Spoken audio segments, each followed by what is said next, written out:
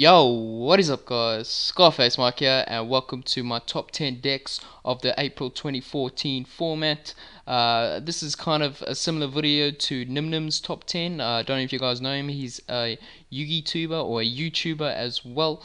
He made his top 10 in his opinion. So I'll probably put a link in the description if you guys want to check that out. But this is going to be my top 10. It's slightly different to his top 10 obviously, and this is just in my opinion obviously. So let me know in the comment section below what your top 10 would be. There's a lot of different decks to choose from, and I'm going to include the Primal Origin decks as well, or the cards that are going to come out in the Primal Origin, Primal Origin. So the meta will probably change midway through this format. So we'll see how those things go. As I said before, there's a lot of different decks to choose from. So there may be some decks that didn't make my top 10 that you would have in the top 10. So yeah, I might get a little bit of hate for it, and I'm going to tell you right now, two decks that didn't make my top 10 that I know I'll get a lot of hate for is Heretics and Prophecy. Both of those decks, in my opinion, will not be that great once Primal Origins come out. They'll probably still be pretty good in the first month of the format before Primal Origin come out. The Primal Origin stuff comes out.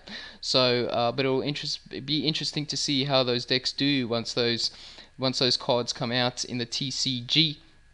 So yeah, in my opinion, I don't think they'll do that great once they do come out. So that's why I do not have them in my top 10. But I could be completely wrong. So this is just going to be my top 10. So let's just get straight into it. Don't worry about that. Let's just get it straight into my top 10.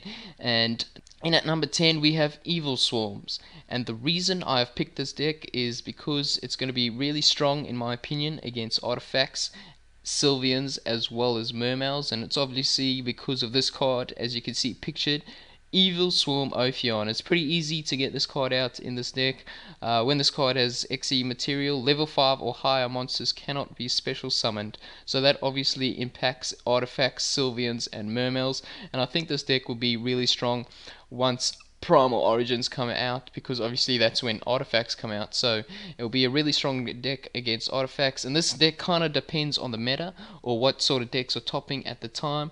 So it's considered an anti-meta type deck. It's really weak against FIREFISTS, Harpies, and I guess you could say Budgets as well. So if those are the type of decks that are doing really well, the Evil Swarms won't really feature at all. It's got easy access to the rank 4s, any of the rank 4s, but this is probably their best card, Evil Swarm Ophion, and probably the card or the go-to card that you will get out first turn. So moving on into number 9, I have MADOLCHES, and the main reason I've had MADOLCHES in my top 10 is because of the picture card. As you can see, MADOLCHE and Jelly, it is coming out soon, and this is basically the MVP of the deck. This is the card that will make this deck really strong, and in my opinion MADOLCHES won't be much at all until this card does come to the TCG. They definitely need this card, and they're also pretty reliant on the awesome rank form Tiramisu, pretty powerful card as well. With MADOLCHES, they basically have constant pluses, especially when you got Ticket and Shut 2 on the field. You know, the MADOLCHES get added back to your hand, which is pretty powerful, and they just got constant pluses. They always have hand advantage over your opponent, so that's the real strength of this deck. Moving on into number 8, we've got Harpies, and Harpies did not get hit at all in the ban list. Hysteric Sign is still at 3. Hysteric Party is also still at 3. And both of those cards are essential to the deck, and both of those cards are really powerful. Hysteric Sign is basically a +3 right on the spot. Hysteric Party, you can special summon as many Harpy monsters from your graveyard, and then you can summon your rank 4s or your rank 7s. So it's a pretty powerful card, Hysteric Party, and it's basically the win condition of the deck. And also it constantly pops back rows, pops the back row with Harpy's Hunting Ground. And but having said that, it will be really weak in my opinion against artifacts. So this deck I think will struggle once the Primal Origin stuff comes out, and will really struggle against artifacts, because you don't really want to pop the back row against artifacts because you'll be too scared of popping one of the artifacts, of course. So in my opinion, this deck will be really good and one of the top decks until Primal Origins come out. So it'll be interesting to see how well this deck does. In at number 7 we've got Gear, and once again it's another one of those decks that didn't get hit at all.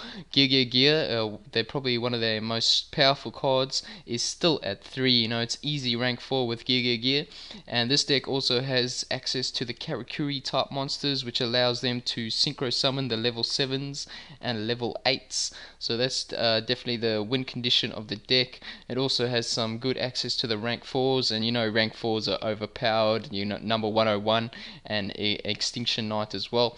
It's a very consistent deck as well, and that's mainly because of this card, Gear Armor. It allows you to constantly search your Gear monsters and keeps a good strong hand advantage or card advantage.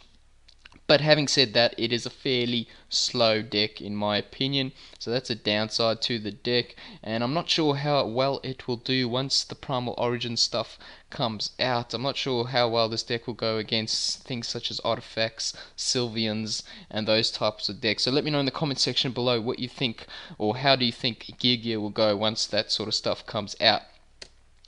Moving on into number 6, we got the previous tier 1 deck, FIREFISTS, and Wolfbark got hit to 1, so that's a bit of a loss, and so did Rekindling, which is basically only used in the 3-axis build.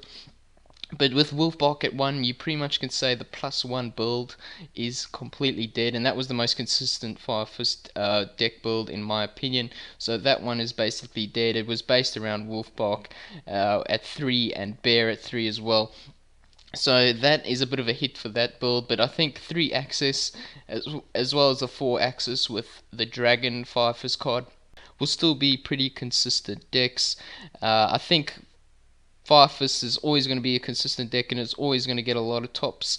Lost a little bit of consistency, but Bear and Tenki is still at 3, and FIREFIST is still going to be a strong deck. I've tested it out with Wolfbark at 1, and it's still a really strong deck, and it'll still get a lot of tops in my opinion, and it will always be a very competitive deck. It does lack a lot of OTK potential, so that's I guess the downside to the deck. Will struggle a little bit when Primal Origins come out in my opinion, but we'll see how they go. That's why I only have them at 6, but until Primal Origins come out, I think FIREFIST will still be tier 1. So let me know what you think about that. Moving on to number 5, we've got basically a Primal Origin deck, only though if Nebradisk, the card pictured, gets released to the TCG. If this card doesn't get released to the TCG, basically Chronomalies won't feature at all. This card is basically a Stratos, you know, and it's at 3 as well. Also, you'd probably need the XE monster Fork Hayuk. I think that's how you say it. I'm not quite sure. Let me know in the comment section below, or correct me if I'm wrong. This deck is it's just insane. If it has this card, it's a searcher. It's just insane. If they have Nebradisk, this, in my opinion, will be a tier 1 deck. It's got a good balance of consistency and OTK potential, and also at the moment in the OCG there's a Chronomaly artifact build that's getting a lot of tops, and it's based around this card and with a few artifacts as well. It's just a really insane deck, and it's getting a lot of tops at the moment. So if those cards are added to the TCG, expect Chronomalies to become tier 1. Moving on into number 4, we have Sylvians, and once again it's pretty much just a Primal Origin deck. It's at the moment it's pretty much a nothing deck here. It has got no tops, but once the Primal Origin stuff comes out, once it gets all their support, this deck is going to have a lot of potential. It's got a lot of special summoning in it. It's got a lot of access to rank 7s and rank 8s. It's got Lone Fire Blossom, which is just an OP card, and it's also got the Giga Plant card that you can use, and that build is just insane. You can just special summon galore. It's like Asian Eyes' favorite deck right now, so you can go check out his channel and you can watch a million videos of Sylvians on his channel if you want to. It's just insane. It's got a lot of OTK potential, as I said, which is kind of similar to Mermails, but so having said that, it's gonna struggle against cards such as Vanity's Fiend and Vanity's Emptiness, but as long as you can continue to excavate, you know, you can continue to pop that back row, continue to pop the monsters as well. Having said that, it doesn't have much defense, so if you know, if Vanity's Fiend is on the field and you can't get rid of it, it doesn't have much defense and you're probably going to lose the match. So that's the weakness with Sylvians. Moving on to number 3, also Abyss Dweller is a thing. I'm not sure. I think Abyss Dweller will be really strong because when you excavate, the effects activate in the graveyard. So Abyss Dweller will be a thing against this sort of deck.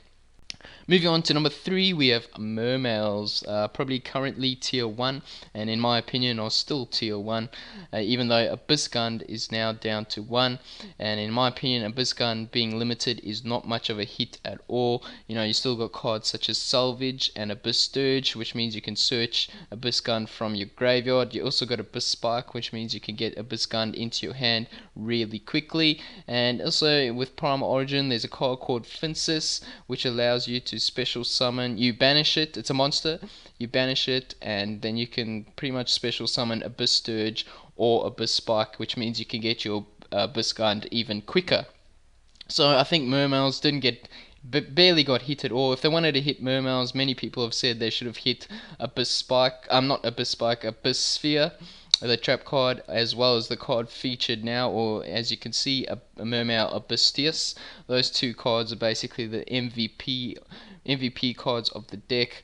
Losing Abyssgund is going to have a little bit of an impact, but I still think it's going to be a tier 1 deck, and even when Primal Origin stuff comes out, I still think Mermails will be one of the top decks. It's just an insane deck that relies on OTKs. Oh, well, I wouldn't say it relies on OTKs, but it's got a lot of OTK potential, and it's got a lot of boss cards that can just dominate the field. And it's always been a strong deck, and it will continue to get tops in my opinion, so I have it at number 3. Moving on into number 2, we have Artifacts. Now I was tossing up, maybe should I have Artifacts at number 1 or number 2, but I've decided to put it at number 2 in the end. And obviously this deck only comes out when the Primal Origin stuff is released, and it's just going to get a ton of support when it is. And the strength of this deck is it interrupts your opponent's plays during their turn. For you guys who do not know, Artifacts special summon themselves during your opponent's turn, and when they are special summoned you can pop a face up card or a back row, or they got all different types of effects that can interrupt your opponent's play. So I reckon this deck will be really strong against combo based decks such as Heretics, and that's why I didn't put Heretics in my top 10, because I think Heretics will really struggle against Artifacts. And you could even see Mermail struggle a little bit against Artifacts, as well as Sylvians. So it'll be interesting to see what happens there. And it's currently dominating the OCG, for you guys who do not know, behind the Dragon Rulers, and the Dragon Rulers are still at 2. I think now with the April ban list they are down to 1, but before that the Dragon Rulers were still at 2, each of the Dragon Rulers, and that was still dominating the OCG. But behind that we had Artifacts as well as Chronomalies, as I mentioned before.